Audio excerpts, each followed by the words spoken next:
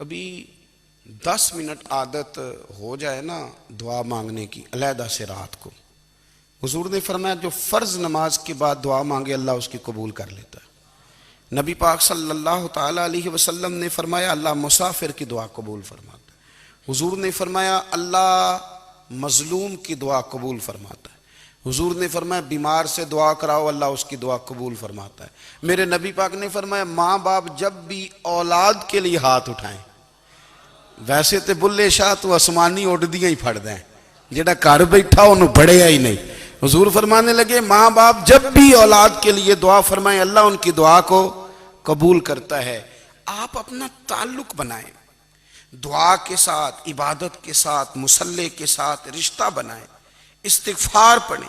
صلاح الدین ایوبی صلیبی جنگوں میں تھے، رات کو مسجد اقصی میں نماز پڑھی تو پریشان تھے۔ ایک بزرگ سے ملاقات ہوئی تو وہ کہنے لگے کہ آپ بڑے پریشان ہیں۔ کہنے لگے حضور پریشان اس لیے ہوں کہ پہلے ہی مسلمان کمزور ہے، اب میں نے سنا ہے دشمن کا ایک بحری بیڑا وہ جنگی سامان سے بھرا ہوا آ رہا ہے، تو اب ان کے پاس اور تلواریں اور نیزے آ جائیں گے، مسلمانوں کے پاس پہلے ہی وسائل کی کمی ہے، پریشان ہو کس طرح کر کے مقابلہ کریں گے۔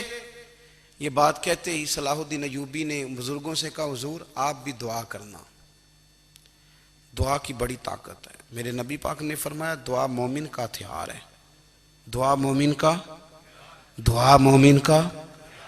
حضور نے فرمایا تقدیر کو سوائے دعا کے کوئی چیز نہیں بدل سکتی، دعا مومن کا ہتھیار ہے، یہ کافر کے پاس کوئی نہیں، یہ ہتھیار ہے مومن کا۔ اللہ کرے آپ کو سمجھ آئے، پھر سنیں کئی بار کہہ چکا ہوں یہ ہتھیار ہے۔ کافر کے مقابلے میں جو تیرے پاس سب سے بڑا ہتھیار ہے وہ دعا ہے۔ دعائیں کرانی چھوڑ دی، کرنی چھوڑ دی، لینی چھوڑ دی۔ حضرت سیدنا انس بن مالک رضی اللہ تعالیٰ عنہ فرمایا کرتے تھے میں نے وہ رنگ دیکھا ہے جب حضور دعا مانگتے تھے اور حضور کی مقدس آنکھوں میں آنسو بھی ساتھ ہی بہا کرتے تھے، میں نے وہ انداز دیکھا ہے۔ تو صلاح الدین ایوبی بزرگ سے کہنے لگے آپ بھی دعا کیجئے، اور خود رونے لگے اور سر سجدے میں رکھ کے رونے لگے، اور عشاء سے لے کر فجر تک روئے، خوب روئے۔ صبح وہ بزرگ آئے تو صلاح الدین ایوبی کا خوبصورت اور ہنستا ہوا چہرہ دیکھا، کہنے لگے آپ بڑے خوش ہیں، رات تو میں نے بڑے روتے ہوئے دیکھا تھا۔ تو کہنے لگے حضور وہ جو بحری بیڑا آ رہا تھا نا وہ پانی میں ڈوب گیا ہے، اب وہ نہیں آ رہا، ابھی خبر آئی ہے تو میں بڑا خوش ہوں۔ بزرگ کہنے لگے اٹھ سینے سے لگ اور سن ایک بات، وہ بحری بیڑا پانی میں نہیں ڈوبا، وہ تیرے آنسوؤں میں ڈوب گیا ہے۔ وہ جو تو رات رویا ہے نا رب کریم کی بارگاہ میں تو وہ ڈوب گیا ہے۔ بھائی اپنا مصلی کا، عبادت کا، وظائف کا، اللہ اللہ کا سلسلہ اس کو مضبوط کرے، اپنی دعاؤں کے تعلق کو مضبوط کریں۔ دعائیں بڑے انقلاب برپا کر دیتی ہیں۔ ہم تھوڑے تھوڑے نا جب سے خشک ہوئے ہیں نا، خشک، اور میری تو جماعت ہی صوفیاء کی جماعت تھی، ہم تو داتا علی اجمیری کی جماعت سے، ہم تو خواجہ اجمیری کی جماعت سے، ہم تو شیخ احمد فاروق سرہندی کی جماعت سے، ہم تو صوفیاء کی جماعت۔ ہماری جماعت نے بھی وہ تعلق جو ہمارے بزرگوں نے بنایا تھا۔ بزرگ اللہ کے قریب کیسے جاتا ہے؟ ہمارے یہاں نا بہت سارے لوگ کہتے ہیں جی نظر ہو گئی تو کام ہو گیا۔ بھئی جو بخاری مسلم میں طریقہ ہے نا اللہ کا قرب پانے کا وہ تو نفل ہے۔ نبی کریم علیہ السلام نے فرمایا بندہ نفلوں کے ذریعے رب کے قریب جاتا ہے، اور اتنا قریب جاتا ہے کہ پھر اللہ اس کی زبان بن جاتا ہے، اللہ اس کی آنکھیں بن جاتا ہے، کان بن جاتا ہے، ہاتھ اور پیر بن جاتا ہے۔ تو یہ تو عبادت ہے، یہ تو اللہ کی بارگاہ کی حاضری ہے جو آپ کو اللہ کے قریب کرے گی۔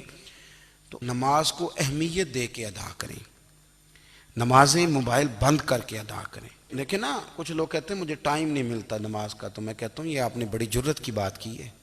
مجھے کو میرا پیر بھائی کہہ دینا میرے پاس ٹائم نہیں آپ کو ملنے کا، تو میں کہتا ہوں آج کے بعد آنا ہی نہ۔ تو کیا سمجھتا ہے تو بہت بڑا آدمی ہے، تیرے پاس ٹائم نہیں ہے اور ہمیں ملنے کا ٹائم، موج کر۔ تو آپ نے اللہ رسول کو کہہ دیا ٹائم نہیں، اور عجیب فلسفہ ہے نا۔ کہا جائے نماز پڑھنے آؤ تو کہتے ہیں کپڑے ٹھیک نہیں، اور کہا جائے کہ آؤ ذرا دعوت پہ چلیں تو کہتے ہیں 1 منٹ ٹھہر میں کپڑے بدل کے آیا۔ نماز کے لیے کہا تو کہتے ہیں ٹھیک نہیں، دعوت کے لیے کہا تو کہتے ہیں میں ذرا تیاری کر لوں، یوں جانا مناسب نہیں۔ یہ معاملہ ٹھیک نہیں۔ رب تو فرماتا ہے کہ جب تو مسجد میں آ تو زینت اختیار کر کے آ، خوب ذوق سے دعا مانگیں، خوب شوق سے نماز پڑھیں، خوب استغفار کا مزاج بنائیں۔ آپ لوگوں کے بیچ رہ کے سکھ حاصل کرنا چاہتے ہیں، لیکن آپ کو پتہ ہے کئی مہینے غار حرا میں رہنا بھی مدینے والے محبوب کا طریقہ ہے۔ ہر سال اعتکاف بیٹھنا الگ سے، یہ بھی حضور کا طریقہ ہے۔ مسجد نبوی کے اندر دروازہ کھلتا تھا نبی کریم کا، پر گھر کے اندر نفل پڑھے نبی پاک نے، اور حضور فرماتے ہیں کچھ نفل نماز گھر میں بھی پڑھا کرو، گھر کو قبرستان نہ بناؤ۔ ہمارا گھر اللہ کے ذکر سے آباد